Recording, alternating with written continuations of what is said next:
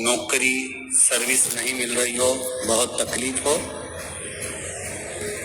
7 बेलपत्री केसर को घिसकर चंदन बनाकर बेलपत्री पर बीच वाली पत्ती पर ओम लिखना है। दोनों पत्तियों पर भी एक आदिशक्ति जगदम्बा के नाम की केसर की बिंदी लगाना है, दूसरे में श्री गणेश रिद्धि सिद्धि के नाम की बिंदी लगाना है। शिव जी पर समर्पित करते जाना, शंकर को चढ़ाते जाओ। सोमवार की अष्टमी के दिन भगवान शंकर को बेलपत्र समर्पित जरूर करना चाहिए, वो भी शाम के समय पर। आप लोग तो जानते होंगे कि सोमवार की जो अष्टमी होती है शंकर और पार्वती के मिलन का दिन होता है। किसके मिलन का है? जम के बोलिए। शिव और पार्वती के मिलन का दिन होता है सोमवार की अष्टमी का दिन। साल भर में लगभग 4 या 5 सोमवार की अष्टमी पड़ती है, इससे ज्यादा नहीं पड़ती। पर भाग्यशाली हो आप सब, अब की बार तो लाइन से 2 बार पढ़ रही है। शायद एक 27 दिसंबर की पढ़ना चाहिए और एक 10 जनवरी की पढ़ना चाहिए, जहां तक ऐसा उम्मीद है। अभी देखा नहीं पंचांग, पर ऐसा उम्मीद है कि 27 दिसंबर की पढ़ना चाहिए और 10 जनवरी की पढ़ना चाहिए। सोमवार अष्टमी शिव और पार्वती के मिलन का दिन होता है सोमवार की अष्टमी। इसमें मां जगत जननी जगदम्बा अपनी 64 योगिनियों को लेकर शंकर भगवान के सामने नृत्य करती है जब सोमवार की अष्टमी पड़ती है। सोमवार की अष्टमी पड़ती है। जैसे शिवरात्रि का महत्व होता है उसी तरह सोमवार की अष्टमी का महत्व होता है। जब 64 योगिनियां माता शंकर भगवान के सामने नृत्य करती हैं तब भगवान शिव उठकर खड़े होकर उन 64 योगिनियों को अपने हस्त कमल पर धारण करते हैं, और हस्त कमल पर धारण करते हैं तब उन 64 योगिनियों को लक्ष्मियां प्रदान करती हैं। लक्ष्मियों को, लक्ष्मी माता को वो 64 योगिनियां दी जाती हैं। लक्ष्मी मैया उन 64 योगिनियों को भगवान विष्णु के पास लेकर जाती है। भगवान नारायण उन 64 योगिनियों कर लाल वस्त्र में उसको बांधकर, जिसका व्यापार व्यवसाय या नौकरी सर्विस नहीं हो, बहुत कष्ट चल रहा हो, बहुत जिंदगी में दुख चल रहा हो, उसको 2-1 महीना रख कर देखो का एक साधन। जिन लड़का लड़कियों का विवाह नहीं होता, सोमवार के अष्टमी के दिन अशोक सुंदरी वाली जगह, सबको मालूम है ना अशोक सुंदरी की जगह, अशोक सुंदरी वाली जगह पर 7 हल्दी की बिंदी रख दी जाए। लड़का लड़की जिसका विवाह नहीं हुआ उसका हाथ रख दिया जाए और वही हाथ के छापे पीपल के वृक्ष पर 5 लगा दिए जाए। महाराज 3 महीने में उसका विवाह पक्का हो जाता है। सोमवार की अष्टमी का इतना भाव है, सहज नहीं है सोमवार की अष्टमी। शिव और आद्य शक्ति का मिलन है सोमवार की अष्टमी। भगवान शंकर और पार्वती का मिलन।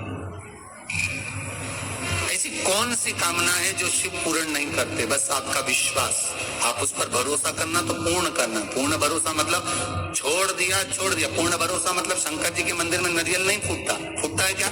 नहीं, क्योंकि पूर्ण समर्पित होता है। शिव जी को आधा चावल का दाना भी नहीं चढ़ता, पूर्ण चढ़ाई है। शिव जी को आधा फल नहीं चढ़ता, पूर्ण चढ़ता है। श्रीफल भी चढ़ेगा तो पूर्ण चढ़ेगा। शंकर भगवान के पास में आधे का कोई काम नहीं है, उनको पूर्ण समर्पण चाहिए। आपका पूर्ण समर्पण अगर आप दोगे तो शिव उसको स्वीकार करेगा। शिव जी पे विश्वास कितना करना चाहिए? कई लोग पूछते महाराज जी आप बताओ शंकर भगवान पे विश्वास कैसे करें? तो हमने कहा जैसे पायलट पर करते हो वैसे भगवान शंकर पे करो। जैसे ट्रेन में बैठते हो तो ट्रेन चलाने वाले ड्राइवर पर करते हो, ऐसे शंकर भगवान पर करो।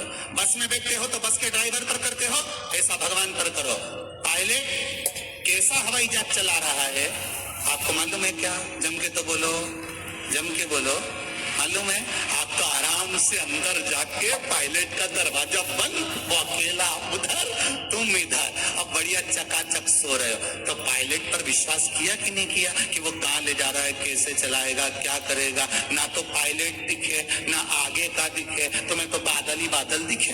बोलो सही है कि गलत है? इसके सिवा कुछ दिखे तो तुम तो बिल्कुल अंधे भक्त बनकर बैठ गए कि पायलट पायलट चला रहा है, अपने को क्या करना है। और मैं नाम बोला जाता है कि आज ये पायलट फ्लाइट को चला रहा है, बस उसी तरह तुम अंदर जाके बैठ गए, अब पायलट लेकर जा। उसी तरह ट्रेन में आराम से सो रहे, वो अकेला बेचारा ड्राइवर बटन दबाए, ये दबाए, सिग्नल नहीं देखे और तुम्हें निपटा दे तो भरोसा करा कि नहीं करा? जम के तो बोलो, करा कि नहीं करा भरोसा? विश्वास करा कि नहीं करा कि ड्राइवर चला रहा है, गाड़ी ले जा रहा है, ट्रेन चला रहा है, आप तो आराम से सो, रात भर सोए, चकाचक सवेरे उठे ने मुंडा घिसा, फिर बैठ गए ट्रेन के अंदर, और ड्राइवर चला रहा है, अपने को कोई टेंशन ही नहीं, क्योंकि उस पर अपने विश्वास करा, उस पर भरोसा करा। करा कि नहीं करा विश्वास? फ्लाइट चलाने वाले उस पायलट पर करा, ट्रेन चलाने वाले उस ड्राइवर पर करा, बस चलाने वाले उस ड्राइवर पर करा। जितना विश्वास कर कर आराम से तुम ट्रेन में सोए हो, फ्लाइट में आराम से सामान लेके बैठ गए हो, शंकर की कथा कहती उतना विश्वास तुम शंकर पर कर लो और शांति से जीना चालू कर दो, बाकी का सब निपटा देगा वो। आराम से सो, क्या किसको रोइए, चादर तान के सोइए, वो भरोसा उस पर रखो। हो व्यापार व्यवसाय नहीं चल रहा हो, नौकरी सर्विस नहीं मिल रही हो, बहुत तकलीफ हो, 7 बेलपत्री केसर को घिसकर चंदन बनाकर बेलपत्री पर बीच वाली पत्ती पर ओम लिखना है।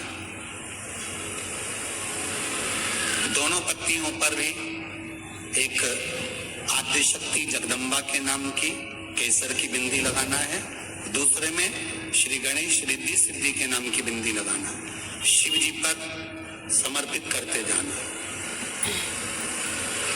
शंकर को चढ़ाते जा। सोमवार की अष्टमी के दिन भगवान शंकर को बेलपत्र समर्पित जरूर करना चाहिए, वो भी शाम के समय पर। आप लोग तो जानते होंगे कि सोमवार की जो अष्टमी होती है, शंकर और पार्वती के मिलन का दिन होता है। किसके मिलन का है? जम के बोलिए। शिव और पार्वती के मिलन का दिन होता है सोमवार की अष्टमी का दिन। साल भर में लगभग 4 या 5 सोमवार की अष्टमी पड़ती है, इससे ज्यादा नहीं पड़ती।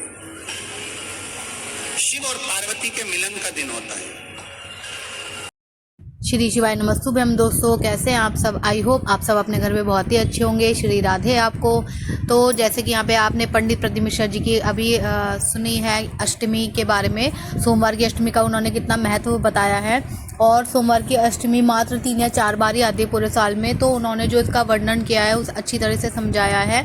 और आप सभी लोग कल सोमवार की अष्टमी को ये उपाय ज़रूर करें जो पंडित प्रदीप मिश्रा जी ने यहाँ पे बताया है। आपके घर के सभी कष्ट दूर हो जाएंगे, सभी रोग दूर हो जाएंगे।